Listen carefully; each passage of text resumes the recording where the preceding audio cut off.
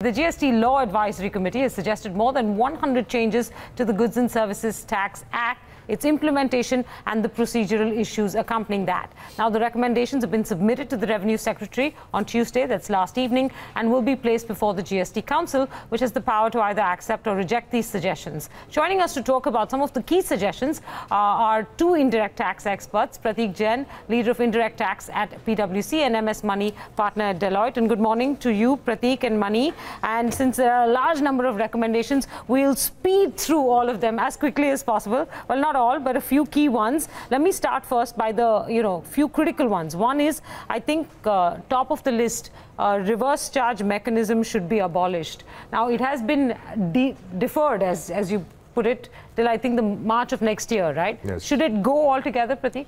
Yes, it should go, because what's happening is when you have a reverse charge, when you buy from unregistered dealers, small players, you have to account for that tax as a purchaser. So as a purchaser, as a company, I'm reluctant to buy from those small businesses. And therefore, small businesses are getting out of business, which obviously was not the intention. So if you continue with this provision, then the reluctance to buy from smaller vendors will continue. And therefore, we have also recommended to the government that should be done away with. The fact that it has been deferred to March, that means that government, of course, is contemplating as to what to do. So it should be done away with. It's an additional compliance burden and with no additional benefits. I don't know if you agree, Mani, but this was supposed to be part of the fundamentals of GST in terms of base widening. You take away this. Are you not hurting the very core of what GST was attempting to do in this economy? Yeah, so while there is a lot of pressure on people not to go ahead with reverse charge, I would say that it is altering the fundamental architecture, because GST was expected to bring a lot of people into the value chain who were not earlier in the value chain. And this was the matching concept was one way of getting them on, and this was another way of getting them on. I would just add one point is that what we are talking is only doing away with reverse charge on transactions with unregistered dealers. So while there has been a lot of discussion on doing away with reverse charge altogether, that I don't think is going to happen, because even earlier under service tax we were having reverse charge. All of that has been migrated to GST and all of them continues. So if you do there is some amount of reverse charge already. If you do away with it only for unregistered dealers, who does it stay on for? It stays on for very large number of other players where there are two categories. One category is where the service providers are many and the service recipients are few. For instance, in case of insurance companies or in respect of mutual funds. Second category is in respect of those where the government administratively feels a huge burden. So those categories have been there in service tax for a long time, and they have got migrated into GST. So you expect that those will persist, but those will continue to persist. Guys will go off the net? I don't think they will go off the net. My sense is this has to be calibrated, so we can give it maybe 6 more months. Maybe we can take it after a year, but at some stage this has to come, because we are altering the architecture. The objective is to get more people into the tax net so that the rates come down. Are we altering the architecture? So this was not the initial design of GST, because initially they said purchase tax will be done away with. What is purchase tax? If you buy from somebody unregistered, then you do pay purchase tax. Now this is a backdoor entry of purchase tax to my way. So I agree with him that other reverse charge like transportation, etc. would continue.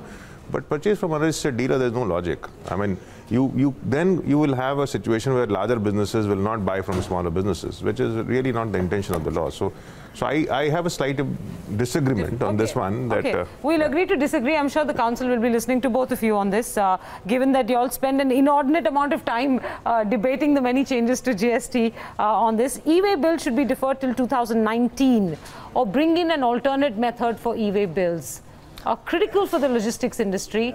Everything I'm told, and I know, Pratik, we discussed this last time when we were talking about this, is that the transportation or logistics industry is just not equipped logistically, in terms of being able to generate e-way bills, and probably won't be for the next 6 months, year, maybe even 2 years. Should we do away with this altogether? Again, a fundamental aspect of GST. Yeah. Now, e-way bill is certainly not a fundamental aspect of GST. It is actually going against the grain of GST. Because GST was expected to make movement of goods across states seamless. And if you look at it in a very simple way, when people move from one state to another in India, they don't need a visa, right? When services move across from one state to another, it doesn't require any form. So why is there an artificial restriction in respect of goods when we are saying it's one country? And to a large extent, whatever the e-way bill does, the same purposes are fulfilled by the tax invoice. and the tax invoice is available on an electronic database for any tax authority to see anywhere in the country when the goods move. So why are we adding one more piece to the documentation trail, calling it an e-way bill and making it a control mechanism? Because the worry is not on e-way bill. The worry is the moment we have e-way bill, we have something called check posts, which have given, I would say, the whole country an extremely bad name, and you would be reading a lot of things on, check posts. I mean, just to share with you, we have a very famous check post in Kerala, which is between a place called Coimbatore and Palghat. And on any given day in this check post, you will find approximately 2,000 vehicles waiting. If you are driving, you need to budget 1 hour to cross a 1 kilometer stretch. So the intention is to do away with check posts, altogether, and e-way bill is a mechanism to do that. Okay, so not just defer, kill is what I think Mani is suggesting. Absolutely. Don't even consider e-way bill. I agree with him. You agree with him on this, yes, right? so I think e-way bill way is not a good idea because But there was a purpose to suggesting e-way bills, which is for states to be able to keep track of the movement of goods. But why do we need to keep track? So that logic is also not there. So if goods are moving from Maharashtra to Karnataka, by way of IGST mechanism, you have collected the tax already. Earlier, Karnataka had to track it because, they have to collect tax later. Okay, now there is no difference of rate of tax in two states. So, diversion of trade. So the government logic is that, a lot of people will just move without, they'll be with fake invoices, etc. How do we need to keep a check? They needed a second system of Correct. checks. So there are 2 points to it. One is that you have a large machinery of state governments, which practically don't have anything to do right now.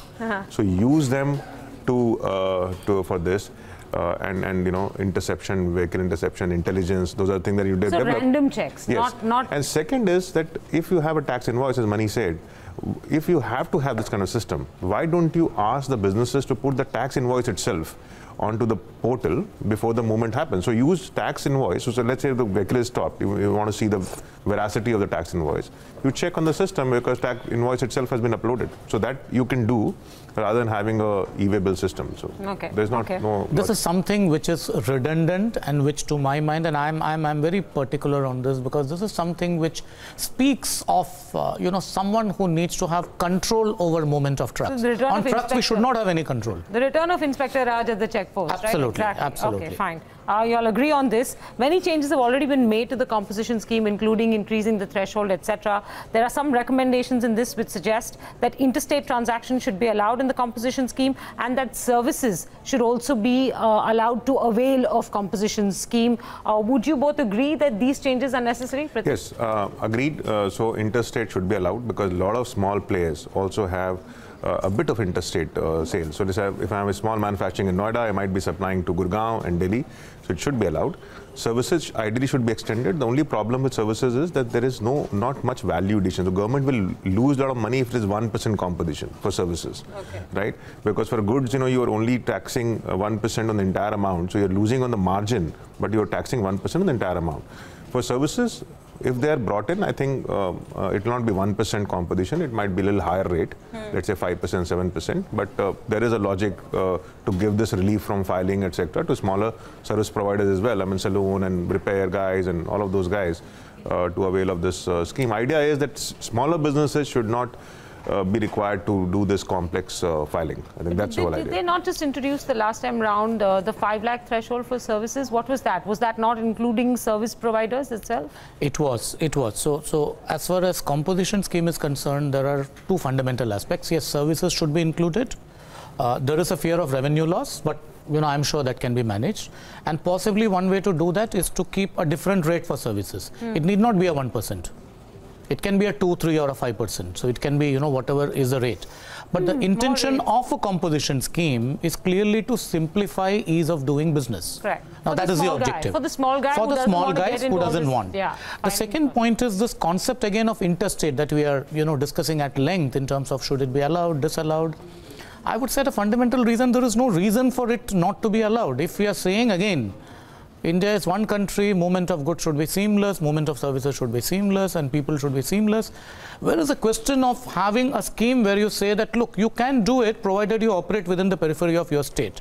And in that, there is an inherent bias to people who operate in larger states. Right. So a person who operates in Maharashtra has a huge geographic area as composition scheme service provider, whereas a person who operates in a smaller state like a Kerala has got a very small geographic area.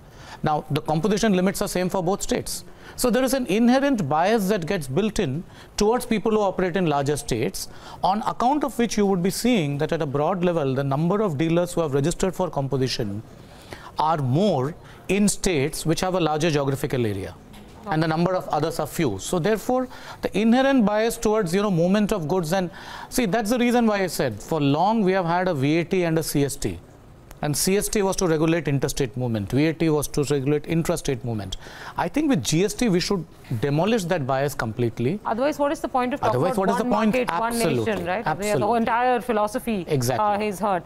There are several recommendations that all go towards one objective, and that is simplification of filing, right? I won't go into each one of them in minutiae because it's really difficult to do that within the given time, but return process should be simplified and rationalized. Form 3B should be continued for at least 1 year. For those of you who don't know, that's the summary form that was introduced to help those who are finding it difficult to do GST Tier 1, 2 and 3. So 3B should be continued for at least 1 year. Classification issues, doing away with the HSN code, and also rectification. I think some data, complexity of data that has to be filled into these forms, has been confounding all taxpayers across the board, except for the large ones who come to you guys. What are the immediate steps that need to be taken for this simplification process? So I think a lot of things have already been done. So if 3B you extend for a year, 3B is a summary return on a monthly basis. I think the recommendation is that you continue with the invoice matching, but defer it for a year. The only challenge I see there is that as a business, I'll keep claiming credits every month. But I'm and not showing you the proofs. after 1 year, when I do the reconciliation, and I find that large number of vendors have not complied, then I'll have to return it back along with interest. Right. So that from a business perspective, they perhaps need to continue doing on a monthly basis while you do reconciliation as per law only on an annual basis. So I think simplification is good. We still see a lot of data which are required in the forms which are not which are really redundant. HSN is one example. Maybe at a later point in time they might want to introduce that, but not now. So 3B, if it continues for a year till the time other sort of systems are stabilized, I think that'll be a good idea.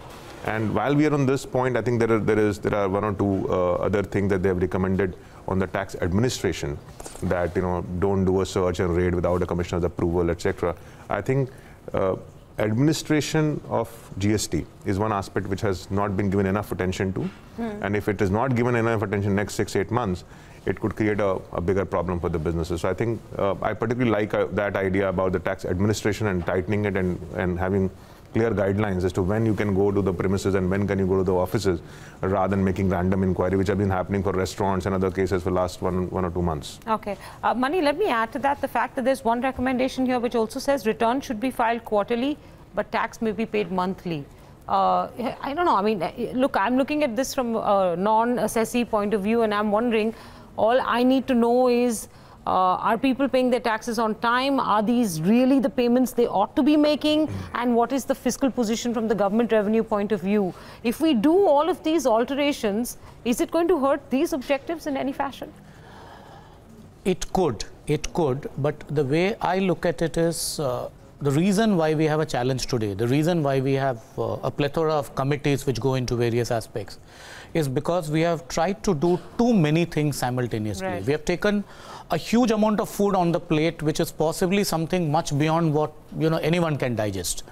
And if the same thing has been served as portions over a period of time, it would have made a lot of sense. So 3B that you said, I think even in the first 2 months of GST, there were many of us who were suggesting that, look, let's have 3B for a month. Let 3B settle down. Move to the next phase of 1, 2, 3, which is the matching, which is again very fundamental to GST as a whole. Similarly, inclusion of HSN. Don't do it from day one, give it 6 months to a year, because look, GST is something which is in the nature of a fundamental economic reform. It's going to take time to settle down. It's not going to happen from day one. And we are talking of changing taxpayer habits and business habits, overnight, which have developed over the last 60 years. That's not going to happen in 1 month and 6 months. That's going to take a bit of time. So if we have a calibrated approach which says, look, we are going to have 3B for the next 1 year.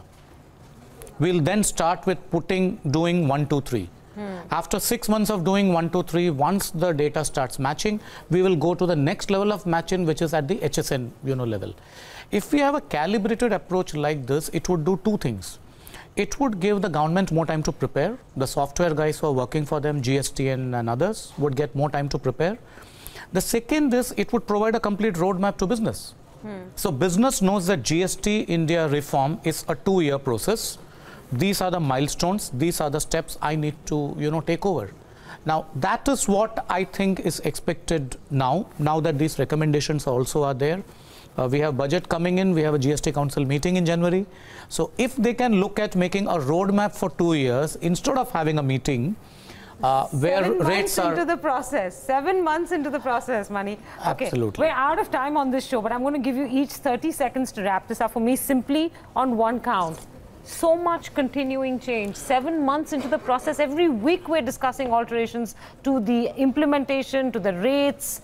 How are taxpayers supposed to cope with this? Okay, so the reason why we are doing this on a reactive mode is because we don't have a planned calibrated approach. And the only choice is to be reactive. As far as taxpayers are concerned, all that taxpayers can do right now is to prepare in terms of what is already known, what is expected, and be ready. Until and unless the government comes out with a roadmap over the next 2 years on GST, what's going to happen till 2019? It's going to be very difficult for people to navigate. But they have to navigate, they don't have a choice. Now, well, what does that mean for the ability of people to pay the right amount of taxes, for the fisc to have some idea of what revenue it's collecting? Pratik, we still have no clue months into the process. No, I agree. So, but having said that, if the choice is between doing something and doing frequent changes rather than not doing anything, knowing fully well that things are not working on the ground, I would rather make changes, even if it is frequent and more painful, because ultimately it's good. Look, GST is a big structural reform. It is going to take time to settle down. Now, obviously we have not implemented the perfect system. We did not have enough time, and so on and so forth. But I'm encouraged by the fact that the changes are directionally good. So, yes, a bit adventurous life as well. So adventurous life for the two gentlemen on this table. All the filers are worried lot on how they're going to cope with continuous changes. Gentlemen, to both of you, thank you very much.